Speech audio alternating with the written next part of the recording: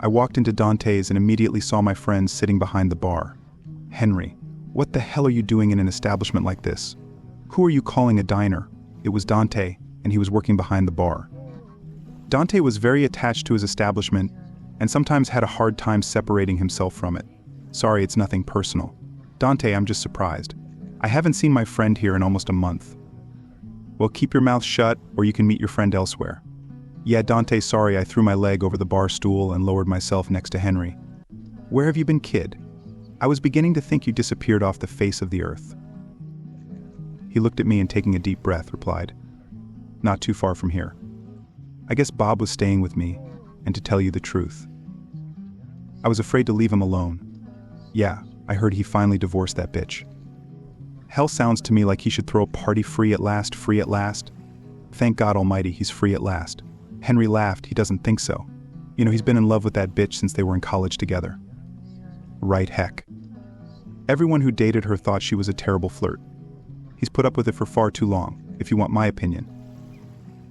Well, he didn't exactly put up with it.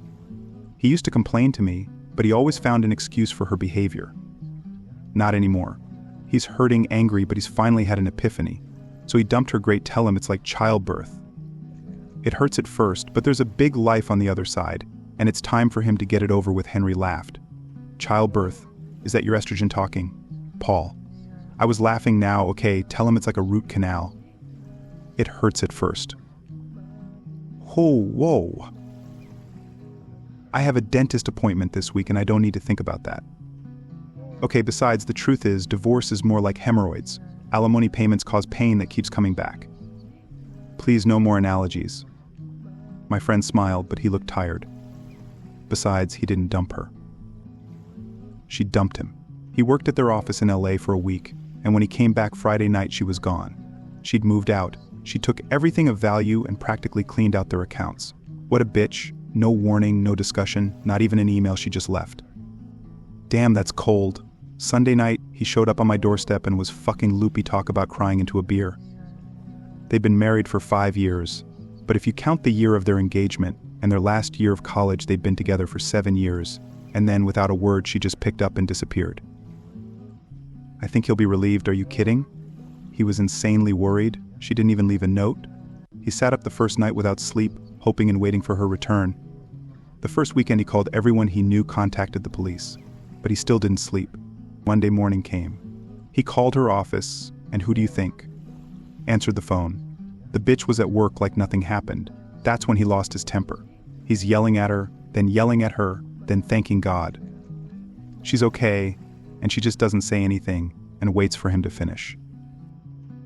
When he finally ran out of breath, he asked her, "What the hell were you thinking? I was so worried about you. Where have you been?" I just sit there speechless and listen. I thought she was a bitch, but Bob is a good guy and no one deserves this. You know what she says? Cold as ice. She says, "I'm sorry, Bob, it didn't work out between us. I want a divorce." She told him that on the damn phone. Damn, that's cold as ice. That can't be the whole story. Hell no, that's just the tip of the iceberg. Does he already know what happened? Why now? Oh yes, he knows. She moved in with her boss from work when he finally tracked her down and confronted her. She was like, "Bob, you've been a good husband, but we're not going anywhere.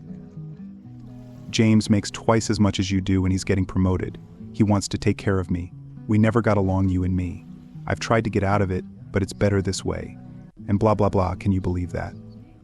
Before I could answer, Ben walked in. "Henry, what the hell, goddammit? If you call my place a diner, I swear I'll throw you out of here." "No, I'm sorry, Dante, I just wanted to say to my friend, why the hell are you sitting on that stool? Your fat ass is hanging over the back and both sides. That's all I wanted to say." "Thanks, Ben. I really appreciate it. I'm sorry, Henry, but I think Dante meant what he said. What made him get so excited, I have no idea," I said, smiling at that. "He's been acting like that all evening." "Henry was just telling me about Bob." "Oh yeah, I heard he finally dumped that bitch." "Oh shit, I'm going to have to tell the whole story all over again. Look, I can't sit on this damn tiny bar stool all night. If I'm going to be repetitive, I need to eat dinner. I decided it was partly my fault, though now that I think about it better, I'm not quite sure why. So I said, 'Dante, 3 of the biggest burgers with fries and we'll take them over there.' I pointed to a booth at the other end of the hall and 3 beers. Nice guy. I don't think Ben had ever run away from a check in his life. We settled into the booth and Henry began to retell the story. Ben's reaction was similar to mine, with lots of what bitch and good riddance about the time we had worked it all out and Ben was up to speed. Jason came over to our table. Henry, what the hell no, all 3 of us said it together. Don't say it, just don't say it. Jason looked at us like we were crazy. Okay, so what are you guys talking about? Holy shit. I have to go through this again. One of you guys will tell him so. For the 3rd time that evening, the sad story of Bob and his bitch of a wife was told between friends. Once the story was told and Jason was brought up to speed and a few more beers were consumed, we set about finding a way to help our friend out of his depression. Everyone, and I mean everyone around him, thought it was a good thing. We just needed to convince Bob that life would get better, much better, and everything he could want was just waiting for him to reach out and take it. After a few more beers and careful deliberation, or what could be taken as careful deliberation, after a few more drinks, we came up with a plan. We would take Bob to the beach for a long weekend, stock the fridge with beer, and have our buddy have sex. We all agreed it was a brilliant plan. It had everything: beach, beer, and sex. Of course, it was the solution to all his problems. The next morning, despite a slight headache and severe dehydration, we continued to think it was the thing to do and started making plans despite the obvious genius of our plan, and we all agreed it was genius. We had one major hurdle to overcome before we could put it into action. Henry was single, but Ben, Jason, and I were married, and each of us wanted to keep it that way. We had wives to convince. Have you ever tried to tell your wife that you're taking a friend to the beach for a long weekend without her? Can you imagine how a wife would react to that? I had been married to Cheryl for 8 years and loved her for 11 like Bob and the bitch we met in college, and have been together ever since. We have 2 kids, 2 jobs, 1 mortgage, 2 car loans. Let's just say that if I proposed some nonsense like swinging or open marriage to her, I'd be single and even deeper in debt than I am now. I approached her cautiously. Honey. Some guys are thinking about taking Bob to the beach for a long weekend so he can at least clear his head a little and get his mind off his wife. That bitch tell him to just forget her and move on with his life. He can accomplish so much more than that whore. My wife wasn't without her opinions and didn't keep them to herself when she thought we could all benefit from her wisdom and experience. So how are you going to help him move on with his life? She looked at me with laser-like eyes and put her hands on her hips. Well, we thought you're going to sleep with him. Aren't you? Damn, you can't keep secrets from her. The thought had crossed our minds. She thought for a moment and then said, buy him a box of condoms and make sure he uses them. His life is hard enough as it is right now. He doesn't need illness and children to make it worse. I must have had that stupid look on my face that I get whenever she surprises me. What, you thought I was going to freak out? Well, yes, that thought crossed my mind. I trust you. You've never cheated on me before, and you're not going to cheat on me now, right? Yes, baby, you know that's true. And you know that if you ever cheat, I'll make your life a living hell, right? A half smile appeared on her face that spoke. I say that to sound funny, but I'm not kidding. No, I'm not kidding. I walked over to her, put my arm around her waist and said, honey, I've never met a woman who compares to you, and I know I never will. I have no desire to eat ground beef when I have steak at home, and don't you forget it now. You make sure Bob stays sober enough to get the job done. And remember, you have a wife waiting for you at home with a zero-tolerance policy. Don't drink so much that you forget where you're regularly fed. Got it. This woman never ceases to amaze me, and just like that, the 5 of us ended up in a ridiculously large multi-room rental overlooking a prime beach. Now I have to be honest with you. I have never cheated on my wife and I never will. I took every word I said to her seriously, nowhere and never will. I find a woman who can compare to Cheryl, and I'm not looking for one. That said, I was beginning to wish we had brought binoculars with us to the beach. I mean, for crying out loud, the beach was full of young taut skin and very little fabric to get in the way. Ben said it best: if the bathroom door is closed, don't even knock. We all knew what he meant and knew we'd be in there sooner or later, trying to relieve the stress of this innocent little vacation. It turned out that Bob didn't need our help that first night or at all. He didn't immediately agree when we first suggested the trip, but once he did, he became a man on a mission. We never had to explain to him the purpose of the trip, other than to hint that he needed to go, because as soon as he got there, the hound would break free. The 3 of us were never in danger of cheating on our wives. We had the confused look of married men who had been out of the game too long, and it could not be changed. Women saw our wedding rings, smiled, walked past us, and asked Bob and Henry to dance. The women flirted shamelessly and the two men encouraged them. Granted, Henry was a little older and had a few extra pounds, but there were a few older divorcees who treated Henry like a mouse to cheese. Meanwhile, Bob was still a young man in the prime of his life. I swear some of the women who approached him were not even close to coming of age, and we warned him not to hold on to such girls until he was arrested. Apparently, Bob was in pain because he just smiled and took the girls out on the dance floor, 2 and 3 at a time. Guys, we are in the presence of greatness. That was all Jason had to say, and we knew it was true. The old married guys. And believe me, that's exactly how we felt. Got back to the room around 10. While Bob and Henry were thoroughly enjoying the evening, we were sitting in the living room, chatting about nonsense and drinking beer when first Henry and then Bob returned with their companions. We tried to avoid awkwardness, but it was never a problem. Henry's date was a divorced woman named Claire in her 30s. She made small talk for a minute or two, gave Henry a look, kissed us and followed Henry to his room. "You'll have your own breakfast," was the last thing Henry said as he disappeared out the door. Henry wasn't the kiss and tell type, but the walls were thin and it was soon clear to everyone that he was doing his job. Bob arrived about 30 minutes later. His companion was young and nubile. "Truth be told, it took our breath away," she said. Hello giggled and pushed Bob into his room, if Henry was getting his way. Bob was moving heaven and earth when the enthusiasm coming from behind those two closed doors became too much for us. We retreated each to our own room for some quiet reflection and stress relief. We are of course happily married, but we are not immune to what we have heard. I got up early the next morning, took a cold shower, got dressed and knocked on the doors of the other married men. Each of us had the same idea: to get out of the room before the couple started socializing again. We didn't succeed and we could hear them as we walked out the front door into the morning sunshine. The three of us, Ben, Jason and I, spent the day at the beach the way married men have spent it for generations. Long walks along the surf, swimming in the cold ocean, eating lunch while watching all the young cities and playing miniature golf. Seriously, we were married and each of us wanted to keep it that way. When we met up with Bob and Henry later, it seemed that the purpose of our trip had been more than accomplished.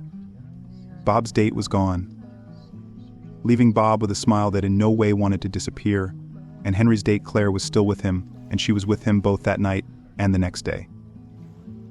Bob, on the other hand, went home that night with another young girl, leaving the three married guys to listen to the rhythms and harmonies of the night. We married guys went to bed early, agreeing that we would go offshore fishing the next day. All the while we were checking in with our wives, each of us used the full disclosure approach, which included pictures of our bachelor dinners, beach walks, and miniature golf promises to our wives that we were on our best behavior, and copious details about the exploits of our single friends. If only we had left it at that. I'm not proud of it. But that second night, we decided to take a short video on one of our cell phones that clearly shows three married guys sitting around doing nothing they should be apologizing for. However, perhaps the point is that we chose a moment when the sounds of passion coming from the two bedrooms were particularly loud. Perhaps the beer played a part in that decision. We sent it to our wives to prove our good behavior. We had a long discussion about it after we got home. To my surprise, the drive home was peaceful. Three of us were desperate to ask questions about things we weren't supposed to know, and these two just sat there smiling, like the Cheshire Cat. When I got home, I had a brief but very sincere conversation with my wife. "Did you behave yourself?" "Yes, Mom, totally no kissing, no paying, no fingers where they don't belong." Completely, and to be completely honest, Bob and Henry were so quick to snatch up every available woman that we didn't stand a chance. Okay, even I realized those were the wrong words. My wife looked at me with an unkind look. "It's not that we wanted to. I'm just saying that those two guys inspired us all. I never knew loneliness could be like this." She looked less and less satisfied with each word. "I mean, never mind, if you say you've been on your best behavior. I believe you." She took my hand and started walking. "Now come with me. Where are we going? I've read all your messages, looked at the pictures from your little vacation, and I think one of us needs to unwind, and you probably do too." Oh my goodness, how I love this woman. Life is going on as it should. Bob was feeling much better after our vacation at the beach, but Henry's life changed the fastest. I wouldn't recommend marrying a girl you met at a bar for a one-night stand, but Henry was always full of surprises. It turned out that Claire was a keeper of the hearth. For a year after her divorce from her cheating husband, she had been celibate. She took her time getting her life in order. After the turmoil of the divorce, she told us that she didn't like going to bars and was never alone. But that night she decided it was time for a little dancing. Somehow she quickly discerned in Henry, the caring and patient man we all knew, and decided to take him as her wife. They were married a year after our trip to the beach, and both seemed completely happy with their decision. Bob's development was a little slower. His rough nights at the beach had knocked something out of his system or restored something he was lacking. Either way, he began to feel whole again and began to treat the bitch the same way we all do. She was a colossal mistake he could put behind him. He dated and slept with random young cities, seemed to know a thing or two about girls, but generally waited until the divorce was final before embarking on any more serious endeavors. Dating in your 30s was very different from dating in your 20s. And choosing women his own age could be a challenge. A year after his divorce was finalized, he met Marie. She had a son from his first marriage and an ex-husband who had left for parts unknown. His first marriage had taught him to take his time, and her own failed first marriage had taught her to be skeptical of the men she met. But when he introduced her to us, we quickly agreed that this one was no slouchy either. Eventually they settled down and married. Bob adopted Marie's son and is now the only father the boy remembers. To top it off, they have a daughter. To add to their family, Bob and Marie have created 4 happy lives where once there was only loss, and they are a joy to be around. Things weren't going so well for the bitch. She married for money, but money doesn't soothe at night. No one but her was particularly surprised. But when you marry a man who has another man's wife, you don't have much integrity. About 2 years after they were married, she caught him having his new secretary just like her. She soon found herself divorced with a full bank account and an empty bed. She was the topic of conversation in our little group for about 20 minutes with Cheryl. Claire and Marie showing the most interest in the story. And then our attention returned to the kids, grilled steaks, and good friends. After that, the bitch was forgotten about altogether. In the year between Bob's divorce and his meeting Marie, one of our favorite topics of conversation was a series of convoluted revenge scenarios against the bitch's second husband. He hurt our feelings and our plans became more complicated with each beer we drank in the morning. These plans were usually forgotten and we were free to come up with new, even more fantastical revenge plans to right this disgusting wrong. While we were making plans, his secretary's husband sprang into action, and for this the offended husband received a 6-month sentence from a sympathetic and apologetic judge. We all agreed that when he was released, it was our sacred duty to take him to the beach for a long weekend where he could discover his potential and find new paths, which we did.